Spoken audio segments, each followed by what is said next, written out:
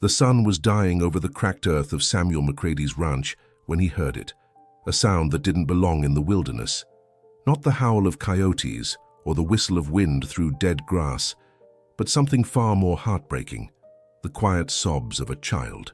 In a land where kindness could mean the difference between life and death, and where a single gesture could change everything, Sam was about to discover that some debts are paid in ways the heart never expects.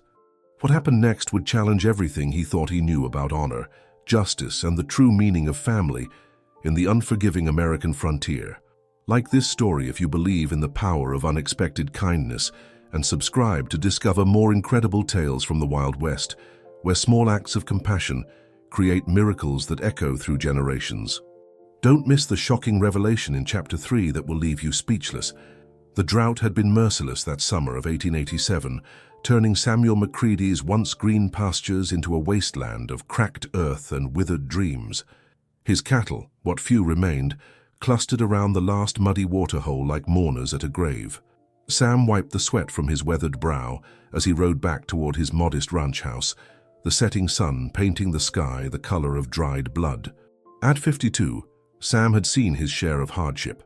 The Civil War had taken his youth, a fever had claimed his wife Martha, and now the land itself seemed determined to break what remained of his spirit. His neighbors had already sold out to the railroad companies or simply abandoned their claims, leaving ghost towns scattered across the territory like broken teeth. As his horse picked its way carefully along the dried creek bed that once brought life to his land, Sam heard something that made him pull up short, crying. Soft, heartbroken sobs that seemed to rise from the earth itself. He dismounted slowly, his boots crunching on the parched ground, and followed the sound around a bend in the creek. There, huddled against the shadow of a large boulder, sat a small figure, a Native American girl, no more than 8 or 9 years old, her long black hair matted with dust and tears. Her doe-skin dress was torn and stained with travel, and her small feet were bare and bleeding. She looked up at Sam with eyes that held far too much sorrow for someone so young, eyes that reminded him painfully of his own daughter, buried these 10 years past. Sam approached slowly, his hands visible and empty. He'd learned long ago that in this harsh country, trust was a fragile thing, easily shattered and hard to rebuild. The girl watched him warily, like a wounded animal ready to bolt at the first sign of danger. "Hey there, little one," Sam said softly, crouching down to her level. His voice was rough from disuse. He hadn't spoken to another soul in weeks. "Are you hurt?" The girl didn't answer, just stared at him with those deep, dark eyes that seemed to hold secrets too heavy for such small shoulders. Sam noticed the way she clutched her stomach, the hollow look of hunger that he'd seen too often in these desperate times. Without a word, Sam reached into his saddlebag and pulled out a piece of hardtack and his water canteen. He set them on the ground between them and stepped back, giving her space. The girl's eyes fixed on the water with an intensity that told Sam everything he needed to know about how long she'd been traveling. "Go on," he encouraged gently. "It's clean water. From my well." Still watching him carefully, the girl reached for the canteen with trembling hands. She drank deeply, water spilling down her chin, and Sam had to resist the urge to tell her to slow down. When she finally lowered the canteen, she looked at him with something that might have been gratitude. "What's your name, child?" Sam asked, settling cross-legged on the ground to seem less threatening. The girl wiped her mouth with the back of her hand, but remained silent. Sam nodded, understanding. In his experience, children who'd seen too much often found their voices stolen by trauma. "That's all right," he said. "Names aren't always necessary between friends." He gestured toward the hardtack. "You should eat something too. I've got more back at the house." As the girl nibbled tentatively at the bread, Sam studied her more closely. Her clothes suggested she was from one of the tribes that still moved through this territory, but something about her isolation troubled him. Where was her family? Her people? Children didn't travel alone in this wilderness, not unless something terrible had happened. The sun was nearly gone now, and the temperature was beginning to drop. Sam had seen enough frontier nights to know how quickly the desert could turn from furnace to icebox. "Listen, little one," he said carefully. "It's going to get mighty cold tonight. I've got a warm house not far from here, with food and a soft place to sleep. Would you like to come with me?" The girl's eyes widened with something that might have been fear, and Sam quickly raised his hands in a peaceful gesture. "I'm not going to hurt you," he promised. "I had a daughter once about your age. Her name was Emily." His voice caught slightly on the name he rarely spoke aloud. "She would have wanted me to help you." For a long moment the girl studied his face, as if trying to read the truth written there. Then, slowly, she nodded. Sam stood and extended his hand. After a moment's hesitation, the girl took it, her small fingers cold and fragile in his calloused palm. He helped her to her feet, and then lifted her gently onto his horse, settling her in front of him where she could stay warm. As they rode toward the flickering light of his ranch house, Sam felt something he hadn't experienced in years, a sense of purpose that went beyond mere survival. He didn't know who this child was or where she'd come from, but he knew with absolute certainty that he would protect her for as long as she needed protection. Behind them, the last light faded from the sky, and the vast emptiness of the frontier settled into darkness. Neither of them noticed the distant figures watching from the ridge above, or the way those silent observers melted back into the shadows like smoke on the wind. Sam woke before sunrise, as was his habit, but instead of the usual crushing weight of another day's struggle, he felt something he'd almost forgotten: hope. The events of the previous evening came flooding back. The frightened child, the simple act of offering food and shelter, the way she'd finally relaxed enough to sleep on his late wife's quilt by the fireplace. He dressed quietly and padded to the main room of his modest ranch house. The girl was still asleep, curled up like a small animal seeking warmth. In the soft morning light filtering through the windows, Sam could see the full extent of her exhaustion. Dark circles shadowed her eyes, and her breathing had the deep rhythm of someone who hadn't truly rested in days. Sam started a fire in the kitchen stove and put coffee on to boil.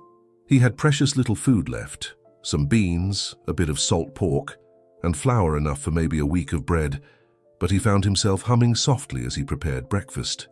When had he last hummed? When had cooking felt like anything more than the mechanical act of staying alive? The aroma of coffee and frying salt pork must have woken the girl, because when Sam turned around, she was sitting up on the quilt, watching him with those impossibly wise eyes. Her hair was still tangled, and her dress wrinkled from sleep, but she looked more like a child this morning and less like a ghost. "Good morning," Sam said gently. "Sleep well?" The girl nodded, but didn't speak. Sam had decided during the long night that he wouldn't push her for words. Whatever had happened to her, whatever had left her alone and wandering in the wilderness, she would tell him when she was ready, if she ever was. He served her a plate of beans and salt pork, with coffee lightened with the last of his milk. She ate slowly, methodically, like someone who'd learned not to waste food. Sam found himself studying her face, looking for clues about her origins. She was clearly Native American, but from which tribe? And why was she alone? As they ate in comfortable silence, Sam became aware of a sound that didn't belong, the distant thunder of hoofbeats, many of them, approaching from the east. His hand instinctively moved toward the rifle hanging above the fireplace, but something made him pause. The girl had gone completely still, her fork halfway to her mouth, listening with an intensity that made Sam's skin prickle. The sound grew louder, more distinct. This wasn't the random noise of wild horses or cattle. This was organized, purposeful. Sam stood slowly and moved to the window, the girl close behind him. What he saw took his breath away. Cresting the ridge above his ranch came a line of riders, silhouetted against the pale dawn sky like figures from a dream. They rode in perfect formation, their horses stepping with the disciplined precision of a military unit. As they drew closer, Sam could make out details that made his heart race. These were Apache warriors, dozens of them, wearing traditional dress and paint. Feathers adorned their long black hair, and morning sunlight glinted off the metal of their weapons. But it wasn't their martial appearance that stunned Sam, it was what they brought with them. Horses. Magnificent horses in numbers that defied belief. Pintos and paints, sorrels and bays, their coats gleaming with health and vigor. The warriors drove them with practiced skill, a living river of horseflesh flowing down toward Sam's struggling ranch. Sam felt the girl's small hand slip into his, and he looked down to see tears streaming silently down her cheeks. But these weren't tears of fear or sadness. These were tears of recognition, of relief so profound it seemed to physically pain her. The lead warrior, a man of perhaps 40 with graying hair and scars that spoke of countless battles, raised his hand. The entire procession came to a halt, perhaps 50 yards from Sam's house. The silence that followed was absolute, broken only by the soft snorting of horses and the whisper of wind through the dry grass. Sam's mouth was dry as dust. He'd heard stories of Apache war parties, of ranchers who'd been found days later, their homesteads nothing but ashes and bones. But this felt different. There was no hostility in their bearing, no preparation for violence. If anything, there was a solemnity to the scene that reminded Sam of a funeral or a ceremony. The girl squeezed his hand once, then let go, and walked slowly toward the door. Sam wanted to stop her, to pull her back to safety, but something in her posture told him this was her choice to make. She opened the door and stepped out onto the porch, Sam close behind her. The lead warrior's eyes found the girl immediately, and Sam saw something pass between them, a communication deeper than words. The man's stern features softened almost imperceptibly, and he nodded once, a gesture that seemed to carry enormous weight. Then, without warning, the warrior dismounted and walked toward them. Sam's hand twitched toward his gun, but the girl placed her small palm against his wrist, stilling him. The warrior stopped at the base of the porch steps and looked directly at Sam. "You gave her water," the warrior said in accented but clear English. "You gave her food. You gave her shelter." Each statement was delivered with the gravity of a sacred pronouncement. "You asked for nothing in return." Sam found his voice, though it came out as barely more than a whisper. "She was just a child in need. Anyone would have—" "No," the warrior interrupted, his dark eyes holding Sam's with uncomfortable intensity. "Not anyone. You could have turned away. You could have seen her as enemy, as threat. You chose kindness." The girl stepped forward then and spoke for the first time since Sam had found her, her voice clear and sweet, despite the tears still flowing down her cheeks. "Grandfather," she said in Apache, then switched to English for Sam's benefit. "This man has a good heart. He treated me as he would his own daughter." The word grandfather hit Sam like a physical blow. This wasn't just any warrior. This was a chief, a leader of his people. And the girl wasn't simply a lost child. She was family, precious beyond measure. The chief nodded solemnly, then turned to address his warriors in rapid Apache. As one, they began to move, driving the magnificent herd of horses toward Sam's empty corrals and pastures. The thunder of hoofbeats filled the air, but beneath it, Sam could hear something else, the sound of his own heart hammering against his ribs. What is this?" Sam stammered. "I don't understand." The chief looked at him with something that might have been respect. "You understand more than you know, white man. My granddaughter has been lost to us for 3 days, taken by white slavers who thought Apache children would bring good price in Mexico." His voice grew hard as winter stone. "We found their camp yesterday. They will take no more children." Sam felt sick. The girl, this brave, silent little soul, had been stolen, enslaved, had somehow escaped and wandered for days in the wilderness before collapsing by his creek. And he'd simply given her water and a place to sleep, never knowing he was harboring someone so precious, so desperately sought. "She told us of your kindness," the chief continued, "how you asked no questions, demanded no payment, showed no fear or suspicion. In my language there is a word, bichin. It means one who does good without thought of reward. It is the highest praise we can give." The horses were in his corrals now, milling about and drinking deeply from troughs that hadn't seen water in weeks. Sam realized dimly that the warriors must have filled them from their own water supplies. Another gift, another kindness that humbled him. "I can't accept this," Sam said weakly.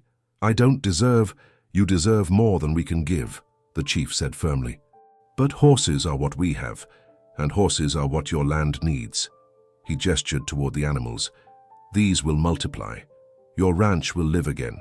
Your cattle will have company. This is not charity, white man. This is justice." The morning sun climbed higher, burning away the last wisps of dawn mist, but the surreal scene before Sam McCready's ranch house remained as vivid as a fever dream. Nearly 200 horses now grazed in his pastures, their combined wealth enough to transform his failing homestead into one of the most prosperous ranches in the territory. Yet the Apache warriors who had brought them sat their mounts in perfect silence, as if waiting for something Sam couldn't understand.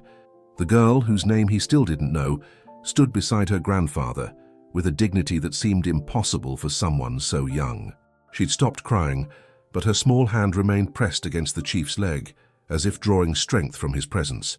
"There is more you must know," the chief said, his voice carrying the weight of unfinished business. "My granddaughter's name is Ayana. It means eternal blossom in our tongue. She is the daughter of my son, who died fighting the Blue Coats 3 winters past, and my daughter-in-law, who followed him to the spirit world from grief." Sam felt his throat tighten. An orphan, just like his own Emily would have been if she'd lived past the fever. The parallel was almost too painful to bear. "Ayana has the gift of sight," the chief continued, his dark eyes never leaving Sam's face. "She sees what others cannot, knows things that have not yet come to pass. When she was taken, she told her captors that a man with kind eyes and a broken heart would save her. They laughed at her visions."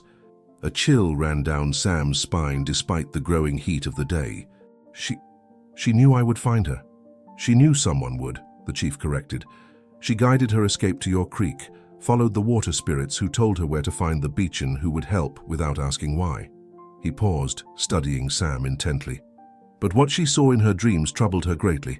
She saw death coming to this place, violence and fire, white men with badges and black hearts seeking to drive you from your land." Sam's blood turned to ice. He'd heard the rumors, seen the signs. Railroad agents had been sniffing around the territory for months, buying up land through dummy companies and driving out stubborn homesteaders through legal trickery and intimidation. Just last week, his neighbor Jensen had been found dead in his barn, supposedly kicked by a horse, though the bruises on his face looked more like the work of men's fists. "When?" Sam asked, surprised by the steadiness of his own voice. "Today," Ayana spoke for the second time, her young voice cutting through the morning air like a blade. "They come with papers that lie, guns that speak true. They mean to burn your house, kill your animals, leave your bones for the carrion birds." The chief nodded grimly. "My granddaughter's visions are never wrong. We came to repay the debt of kindness, but also to offer protection to one who protected our blood." As if summoned by the girl's prophecy, a distant dust cloud appeared on the eastern horizon. Sam shaded his eyes against the sun and counted at least a dozen riders approaching at a steady gallop. Even from this distance, he could see the metallic glint of badges and the purposeful way they rode, not the casual gait of cowboys or drifters, but the determined advance of men on a mission. "Railroad men," Sam breathed, recognizing the black suits and bowler hats even at distance. "Probably got themselves deputized in some county courthouse where the judge owes them favors." The Apache warriors shifted restlessly on their horses, hands moving instinctively toward weapons. Their silence had been peaceful before, but now it carried the electric tension of a thunderstorm building on the horizon. "You should go," Sam said urgently, turning to the chief. "Take Ayana and your men and ride out. This isn't your fight, and I won't have blood spilled on my land because of my troubles." The chief's expression didn't change, but Sam caught the flash of something that might have been amusement in his dark eyes. "You still do not understand, white man. Ayana is safe now, returned to her people. The debt for that kindness can never be fully repaid, but you saved more than a lost child that night. You saved the granddaughter of Warcloud of the Chiricahua Apache." Sam's knees nearly buckled. Warcloud. Even he, isolated as he'd been, knew that name. The legendary war chief who'd fought Crook and Miles to a standstill, who'd kept the Apache free in the Dragoon Mountains when all other tribes had been driven onto reservations. The man whose very name struck fear into the hearts of cavalry officers and settlers alike. "But the reservations," Sam stammered. "I thought they said all the Apache were—" "Many are," Warcloud acknowledged. "Locked away on government land, fed lies and bad beef, watching their children forget the old ways. But some of us remember what freedom tastes like. Some of us still ride the paths our fathers rode."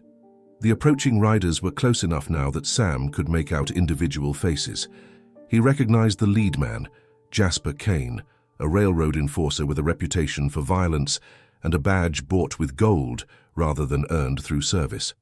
Behind him rode a mixture of hired guns and corrupt lawmen, their faces hard with the casual cruelty of men who'd learned to sleep well after doing evil. "Last chance, McCready," Kane's voice carried across the distance as the riders pulled up at the edge of Sam's property. Sign the papers and take the railroad's generous offer. Refuse, and we'll have to evict you for tax irregularities. The false friendliness in Kane's voice made Sam's skin crawl. He'd heard Jensen's widow describe the same tone, the same offer, the day before her husband's mysterious death. Sam stepped forward, very aware of the Apache warriors behind him and the weight of their silence. My taxes are paid, Kane. You've got no legal claim on this land. Legal is what I say it is, Kane replied, patting the badge pinned to his vest. And I say you're in arrears to the county by, let's call it $500. Pay up or move out. And if I refuse? Kane's smile was cold as winter moonlight. Well, accidents happen, fires start. Good men die defending their property from desperate bandits. His eyes flicked toward the horses in Sam's corrals, and his expression grew greedy. Of course, we'd have to confiscate any stolen livestock as evidence. Mighty fine horses you got there, McCready. Mighty fine indeed. Sam felt Warcloud move up beside him, felt the absolute stillness that preceded violence. The old chief said nothing, but his presence was like standing next to a loaded cannon.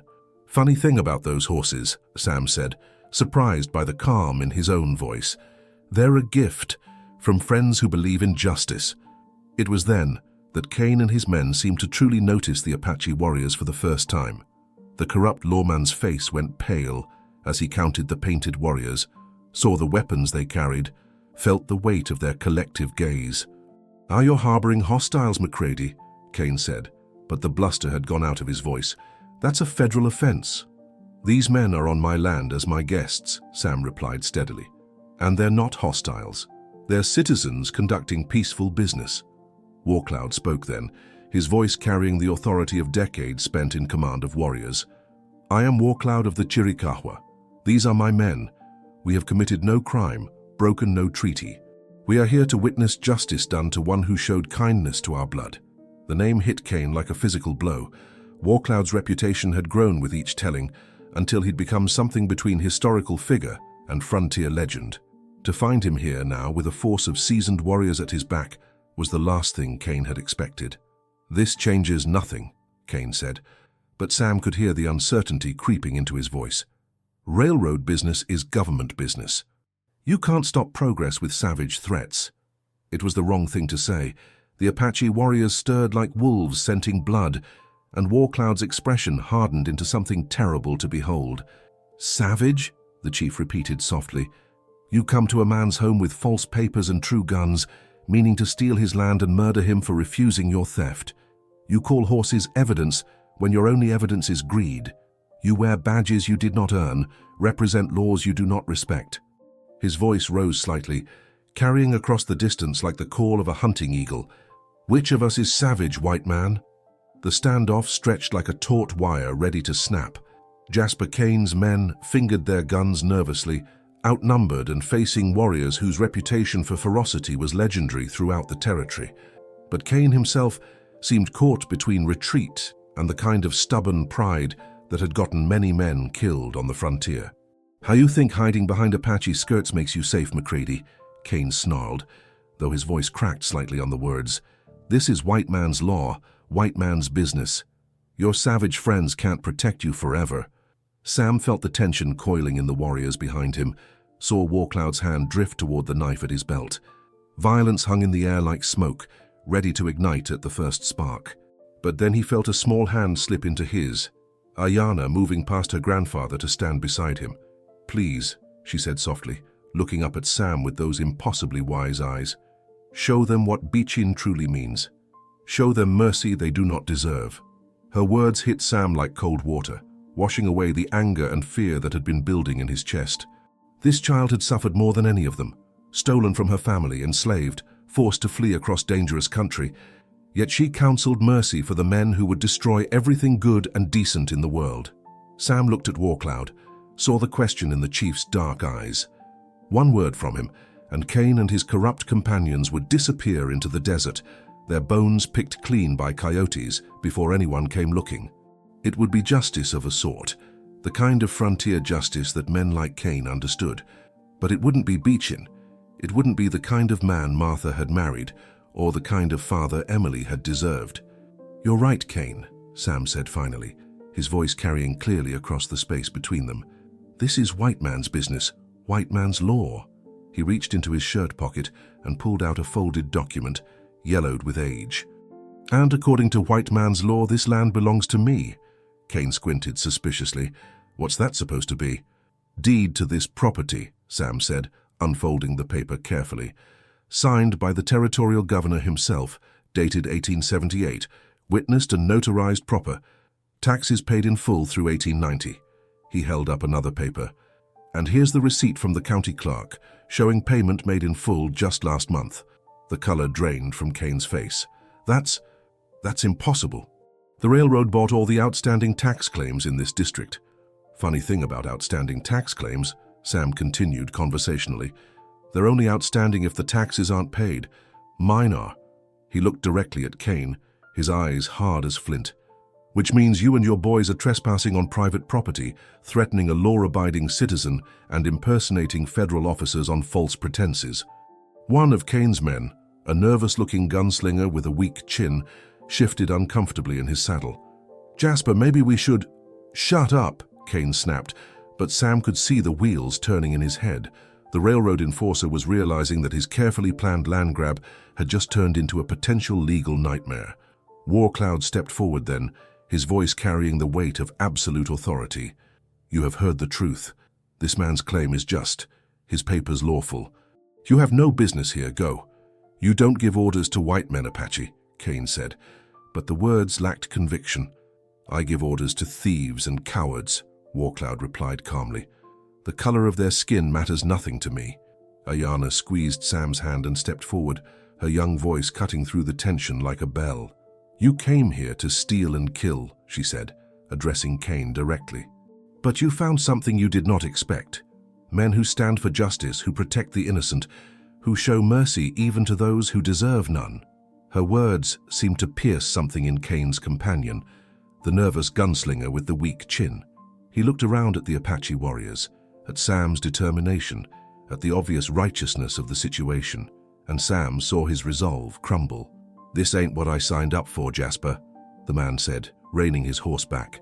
"Stealing from homesteaders is one thing, but picking a fight with Warcloud and his boys, that's suicide." "The railroad will have your hide for this," Kane threatened, but more of his men were pulling back, recognizing a lost cause when they saw one. "The railroad can complain to the territorial governor," Sam said evenly. "I'm sure he'll be interested to hear how his deputies are extorting lawful citizens and threatening government-recognized treaties with peaceful Indians." It was a bluff. Sam had no more influence with the territorial government than he did with the man in the moon. But it landed with devastating effect. Kane's face went from pale to ashen as he realized how thoroughly his position had collapsed. "This isn't over, McCready," Kane said, but he was already turning his horse away. "The railroad doesn't forget, and it doesn't forgive. Neither do the Apache," Warcloud said quietly, and something in his tone made Kane's retreat quicken noticeably. As the corrupt lawmen disappeared into the distance, trailing dust and broken pride, an extraordinary silence settled over the ranch. The horses in the corrals nickered softly, the wind whispered through the dry grass, and Sam felt something he hadn't experienced in years: peace. Warcloud placed a weathered hand on Sam's shoulder. "You chose mercy when justice would have been easier. You chose law when violence would have been simpler. Ayana was right. You have the heart of Beechin." "I had good teachers," Sam said, looking down at the girl who had brought such unexpected light into his life. "Sometimes the smallest among us carry the greatest wisdom." Ayana smiled then, the first truly happy expression Sam had seen from her. "Grandfather says I may visit you if you would like, to help with the horses, to learn about the white man's ways of ranching." Sam felt his heart swell with emotions he'd thought buried forever. "I'd like that very much. Your grandfather too, and any of your people who wish to come. There's always room at this table for friends." As the Apache warriors began to mount up for their departure, Warcloud pulled Sam aside. "The railroad will not forget this day," he said seriously, "nor will they forgive. You may face trouble again." "Then I'll face it," Sam replied. "And if I need help." "You will have it," Warcloud promised. "The Chiricahua do not forget their debts, and they do not abandon their friends." As the warriors rode away, Ayana waved from her position behind her grandfather. her small hand bright against the morning sky. Sam waved back, watching until the last rider disappeared over the ridge. He turned then to survey his transformed land, the magnificent horses that would restore his ranch, the water troughs that had been mysteriously filled, the sense of purpose that had returned to his life like rain after drought. A simple act of kindness, offering water and shelter to a lost child, had changed everything. That evening, as Sam sat on his porch, watching the horses graze in the golden light of sunset, he thought about Martha and Emily, about the family he'd lost, and the new connections he'd found. He thought about justice and mercy, about the bonds that could form between strangers, about the way small gestures could echo across cultures and generations. In the distance, a coyote howled, and the horses lifted their heads to listen, but there was no fear in the sound now, no loneliness. There was community, purpose, hope for tomorrow. Sam McCready had saved a lost child and found himself redeemed in return. In a land where survival often meant hardening one's heart, he'd chosen compassion and discovered that sometimes the greatest strength comes from the gentlest acts. The frontier could be cruel, but it could also be miraculous. And miracles, Sam had learned, often came in the form of a crying child by a dried creek, asking for nothing more than water and receiving far more than anyone had dreamed possible. As the stars emerged in the vast western sky, Sam smiled and began planning for tomorrow. There were horses to tend, a ranch to rebuild, and somewhere out there, a little girl who called him friend. Life, after all these years of mere survival, was good again.